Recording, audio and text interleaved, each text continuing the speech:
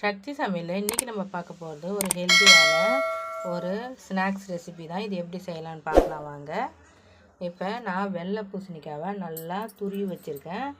நல்லா துருவி சீவலில் போட்டு நல்லா சீவி நல்லா வச்சுருக்கேன்.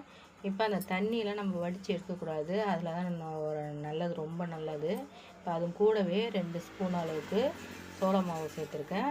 அது கூடவே 1 கப் அளவுக்கு கடலை மாவு சேர்த்து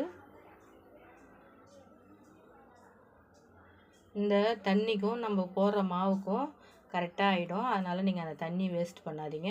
இப்போ இதில் புதினா கொத்தமல்லி நறுக்கி போட்டிருக்கேன், சின்ன ஜீரகம் போட்டிருக்கேன்.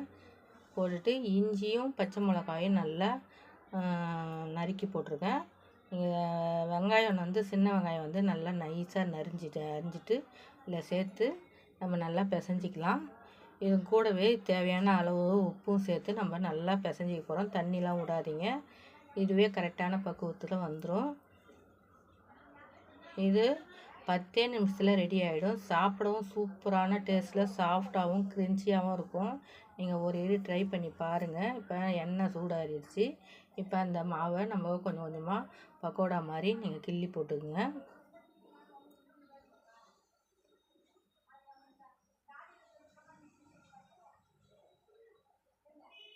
இப்போ நல்லா வெந்து வரட்டும்.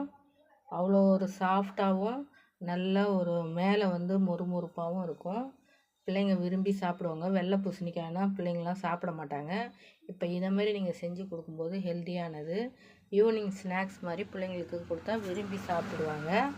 இந்த மாதிரி செஞ்சு ஒரு ட்ரை பண்ணி பாருங்கள். ட்ரை பண்ணி பார்த்துட்டு கமெண்ட் பண்ணுங்கள், சப்ஸ்கிரைப் பண்ணுங்கள், பக்கத்தில் உள்ள பெல் ஐக்கானையும் டச் பண்ணுங்கள்.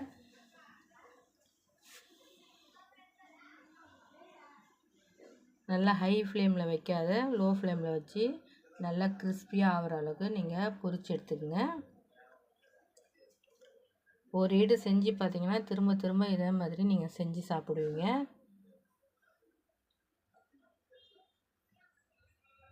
நம்ம பெருஞ்சீரகம் போடாத சின்ன சீரகம் போடும்போது செரிமானத்துக்கும் நல்லது, வாசனையும் வித்தியாசமாக இருக்கும். நீங்கள் ஒரு இதை ட்ரை பண்ணி பாருங்கள். இப்போ இருக்கிற மாவெல்லாம் நம்ம இதே மாதிரியே எண்ணெயில் போட்டு எடுத்துக்கலாம்.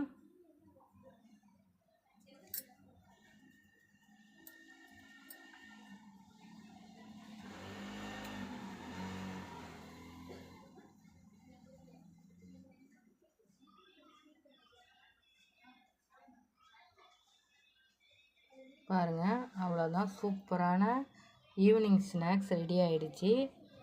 இந்த மாதிரி நீங்கள் செஞ்சு பிள்ளைங்களுக்கு கொடுத்து சாப்பிட வைங்க. உடம்பும் ஹெல்த்தியாக இருக்கும். நம்ம வீட்டிலே செஞ்சு கொடுக்கறதுனால நம்ம நல்லாவும் டேஸ்ட்டு சூப்பராக இருக்கும். பிள்ளைங்களுக்கும் உடம்புக்கும் ஒன்றும் வராது.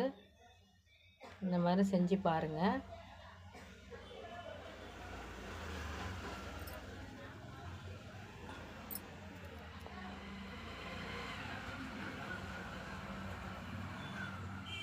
அவ்வளோதான்,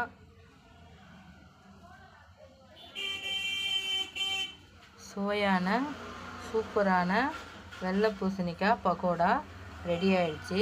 வாங்க சாப்பிட்லாம்.